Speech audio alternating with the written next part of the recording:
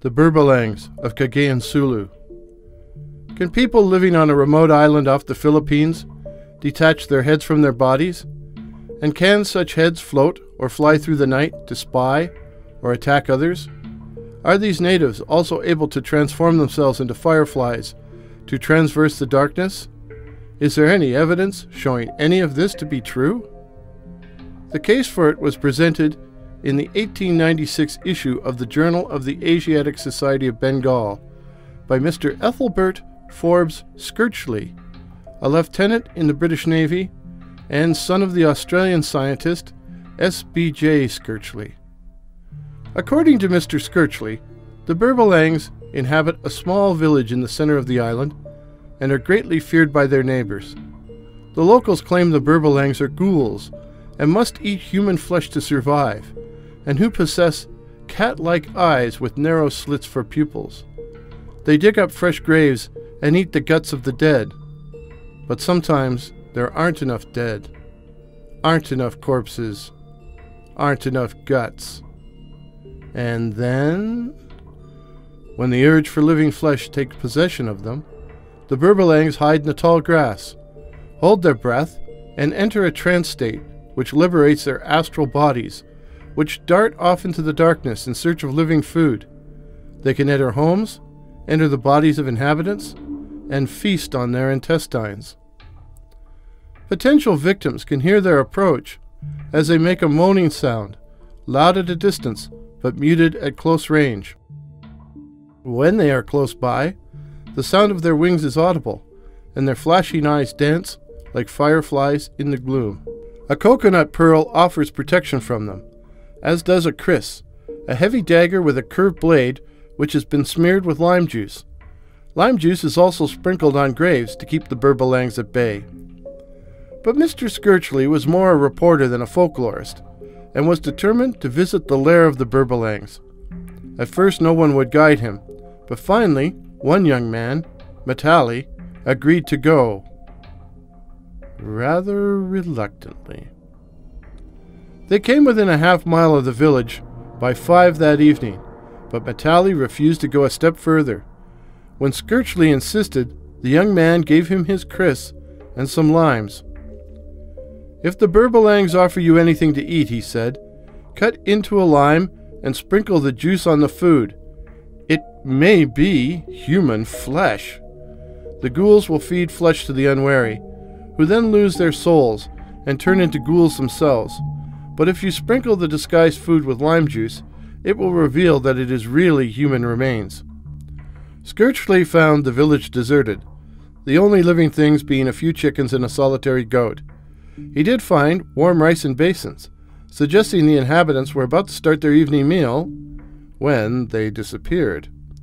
When the lieutenant returned to Matali and told him the village was unoccupied, the young man became agitated and told him they must leave immediately. Night fell as they made their way back. Halfway back, they heard a loud moaning sound, and Matali pulled Skirchley into the long grass and hissed at him to be quiet as the Berbalangs were coming. As the moaning died down, they could hear the sound of wings and saw reddish pinpricks of light like infernal fireflies pass overhead. When the moaning became loud again, Matali said the Berbalangs had gone and they could continue. Passing an isolated dwelling, they heard the faint moaning coming from the direction of the house, and Matali said quietly that he hoped Hassan, who lived there, had a coconut pearl to protect him. Skirchley knew Hassan, and went to see him the next day. He found the house silent, and, having called out and receiving no answer, decided to go inside, where, in his own words, "I suddenly started back, for huddled on the bed, with hands clenched, face distorted, and eyes staring as in horror, lay my friend Hassan, dead." Mr. Skirchley concluded his account by stating he could give no explanation for what had occurred. But we can. The Berbalangs were obviously night floaters. The need for human flesh, dead or living, the ability to move through the air, their moaning sound, loud at a distance but fading as they approach, the reddish eyes like demonic insects, plus the ability to kill. all point to them being night floaters. The night floaters are a worldwide phenomena, a worldwide curse. But where the hell can you find a Chris or a coconut pearl in Canada? Skirchley, who was in the British Navy's Borneo service, died of wounds received in Penang in 1907. This report is based on accounts found in the following books: Oddities by Rubert T. Gould, and Even More Short and Shivery by Robert D. Souci. Remember, there are such things as night floaters. At night, always close your windows and draw your drapes. Pleasant dreams.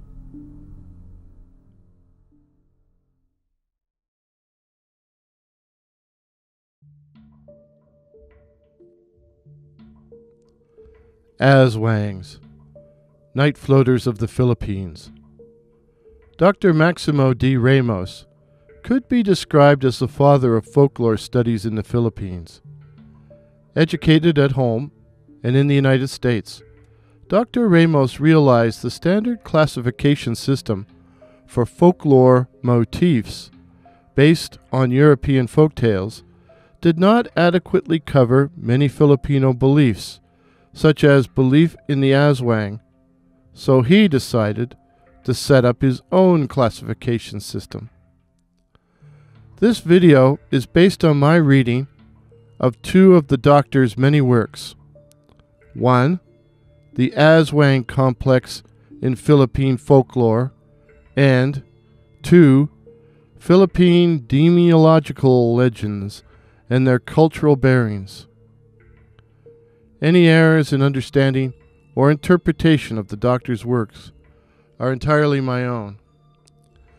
Dr. Ramos divided the Aswang complex into 6 different categories. 1. Stories of blood-sucking vampires, which appear in the form of beautiful women. 2. Tales of viscera suckers, buxom, long-haired women who feed on internal organs. 3. Weird dog stories, although Aswangs were just as likely to transform themselves into pigs as into dogs. 4. Traditional accounts of witches, wicked, spiteful old women, but sometimes wicked, spiteful old men. 5. Reports of ghouls which dig up dead bodies and feed on human flesh. The Berbalangs of Cagayan Sulu fit into this category. 6. Bizarre stories which were impossible to categorize. Another way to explain the main categories are: 1. Blood-sucking vampires. 2. Self-segmenting viscera suckers. 3. Man-eating weird dogs. 4. Evil-eyed witches. 5. Corpse-eating ghouls. Let's flesh these out, pun intended, in a little more detail. Vampire Aswangs manifest as beautiful and mysterious maidens who entice young men to marry them.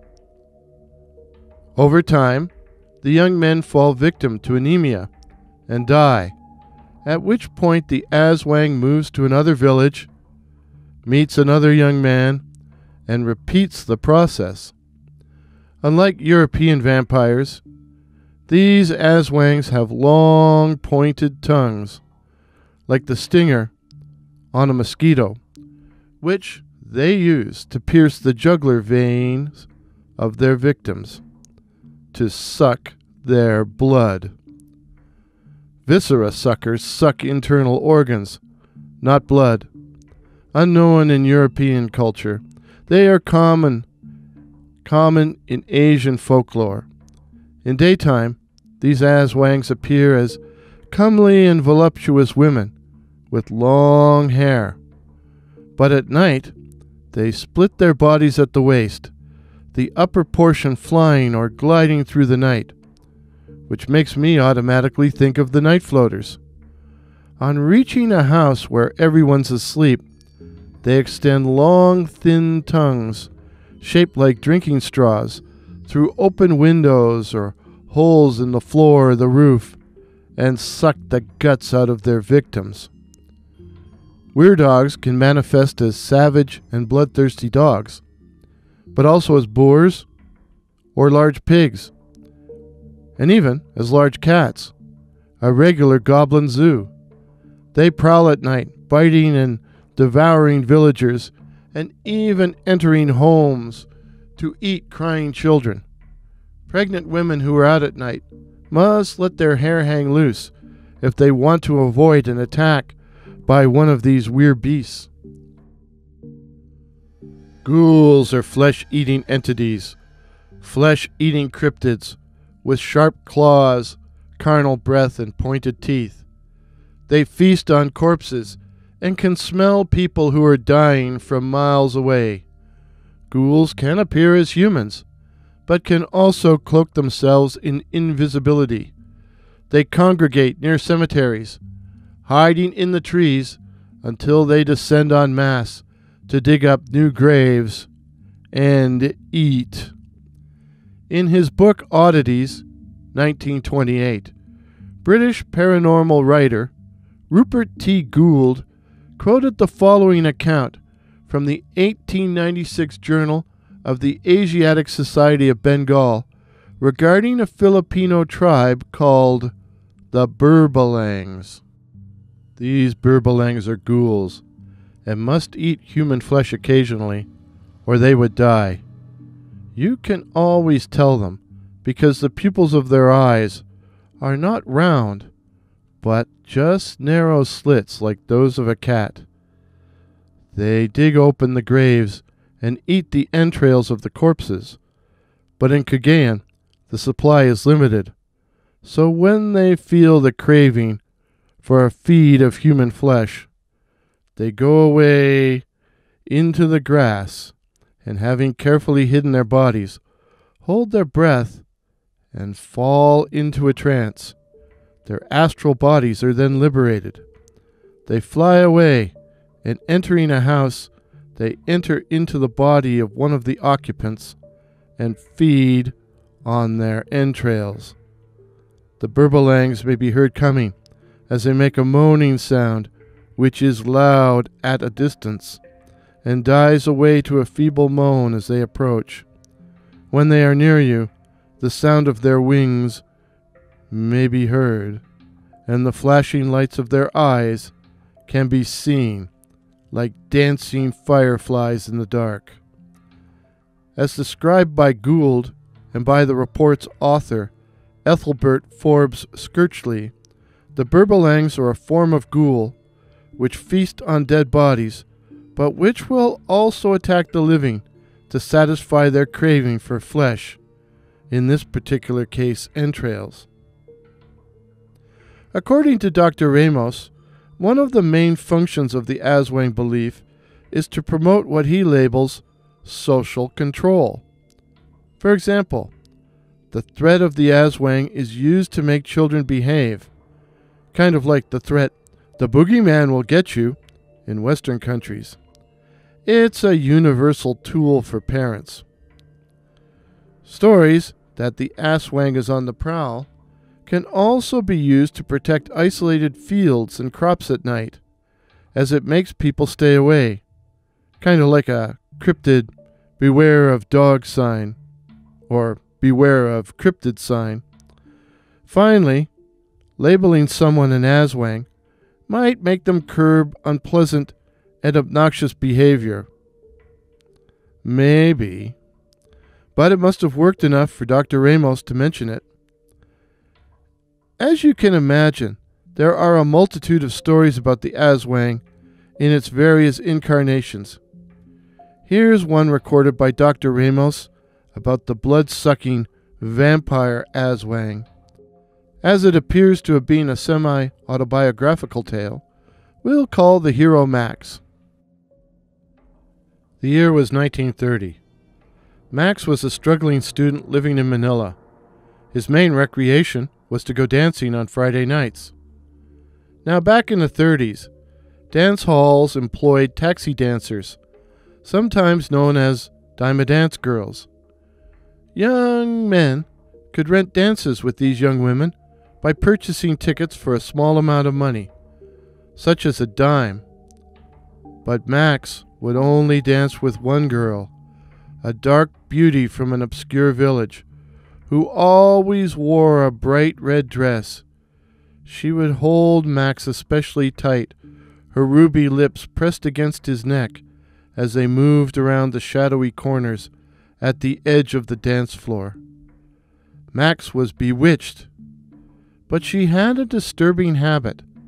At midnight, she would disappear, only to return in half an hour, freshly made up and ready to dance with Max again. So week after week, Max would go dancing with the mysterious lady in red. He began to lose weight and noticed his complexion was pale, but he put it down to overwork, and every Friday night went to see his taxi dancer. But her mysterious midnight disappearances were annoying, and so one night Max decided to follow her. The girl left the dance hall and walked up a nearby alley to a small cottage as Max skulked behind her. Light appeared in a window along the side of the cottage, and Max was able to peer into the room through a crack in the blind. He watched surreptitiously as she freshened her lipstick and powdered her nose, and he was beginning to feel like a voyeur. But then the young lady opened her mouth and stuck out her tongue. It was incredibly long and thin and tapered at the end like a syringe. And then Max knew. She was an Aswang and had been drinking his blood. Max never went to the dance hall again.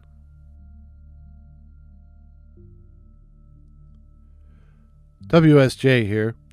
I'm not from the Philippines and claim no knowledge in this area other than what I have read. If you're from the Philippines, please feel free to correct any mistakes. Gently in the comments below. And please share any encounters you've had with the Aswang or any stories that you have heard about them. If you have a story you would like me to share on my channel, please email me at wsjxxx@gmail.com. That's wsjxxx@gmail.com. 3 X's.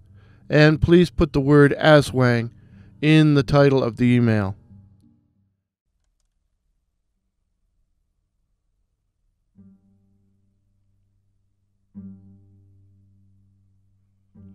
Night. Night always brings strange illusions. But in Martinique, shadows seldom alarm the solitary wanderer, as they know that even at noon, even on the boulevards of the city, the zombies walk, and that there are other evil things which walk abroad under the eye of the sun, even at high noontide. It is a still and sultry noon. It is the hour of rest.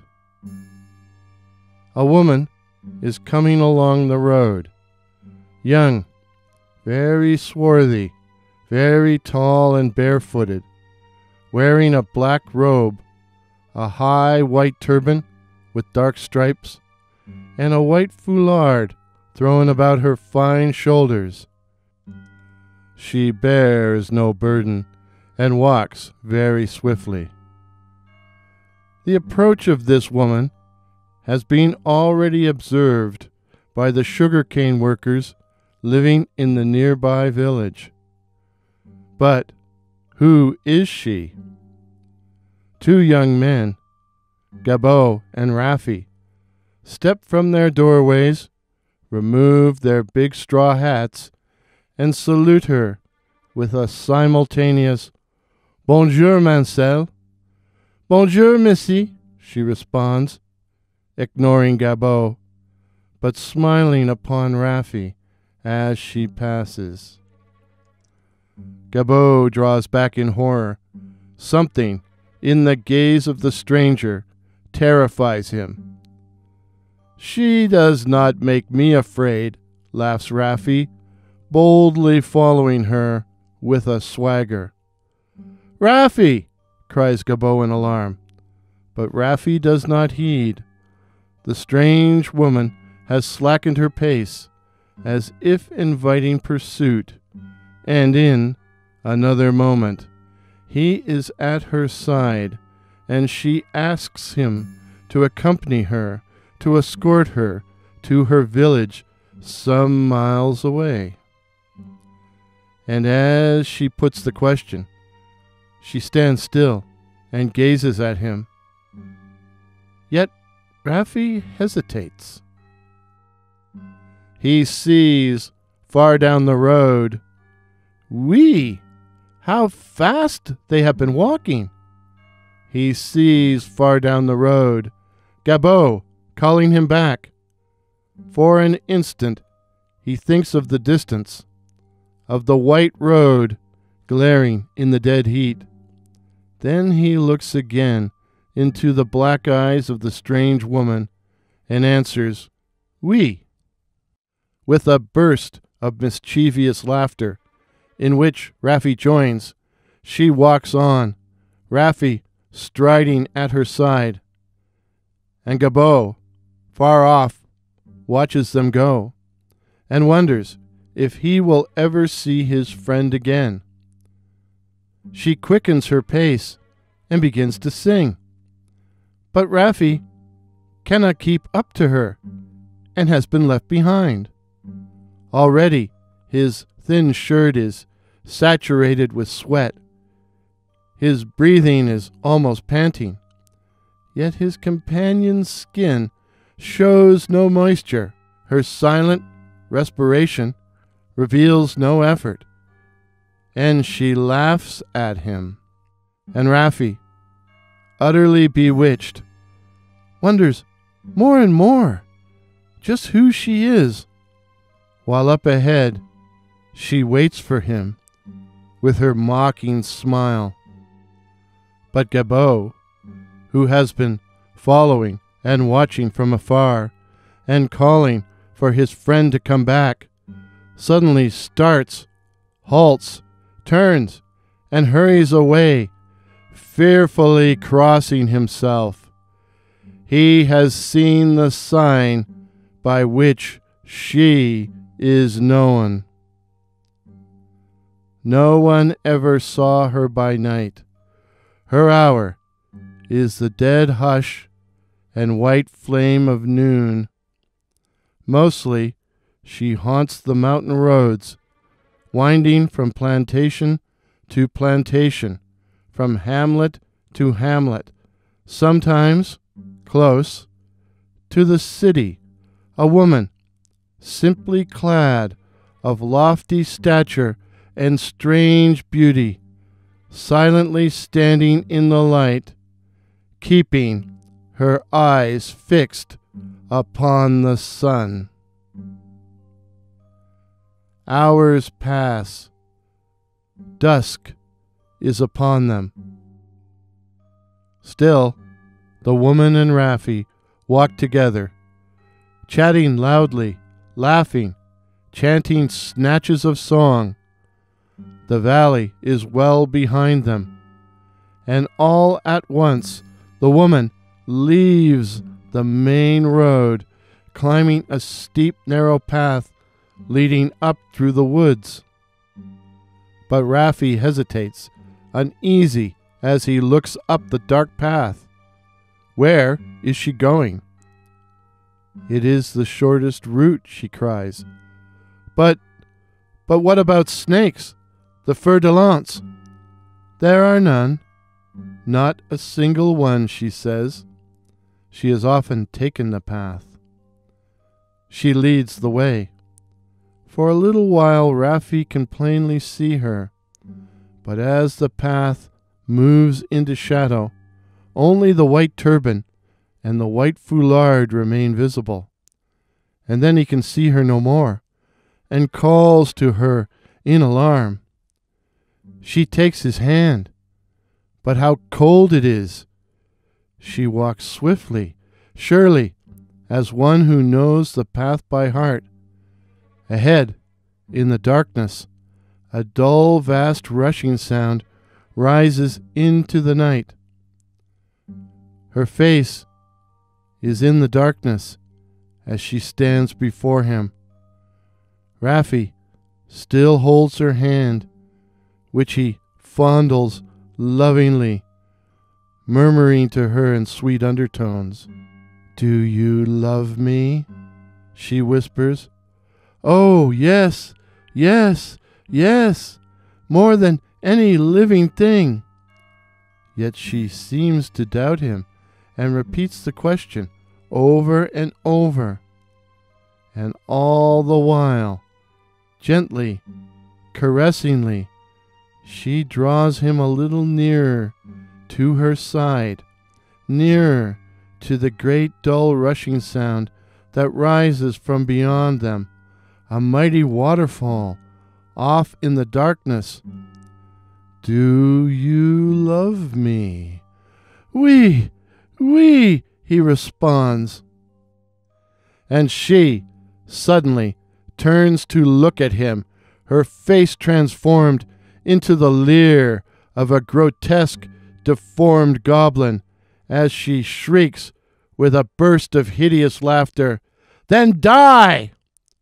The woman, the Guiablesse, La Guiablesse, pushes Raffi violently, and he reels and falls backwards over the edge of a cliff which had been hidden by the shadows, crashing 2,000 feet down to his death on the rocks of a mountain torrent, the mighty waterfall in the darkness.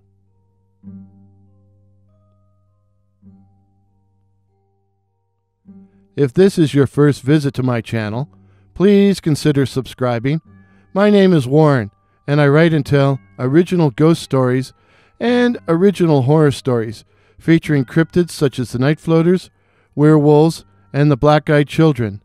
And now, La Guiablesse.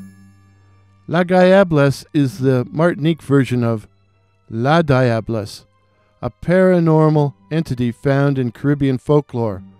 A beautiful, mysterious lady in a long dress, which covers a cloven hoof, and a wide brim hat, which covers a hideous face.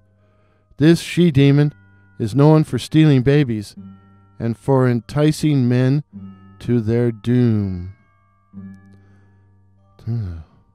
Talk about bad dates. Anyways, please help me to get to 2,021 subs by 2021. Till midnight.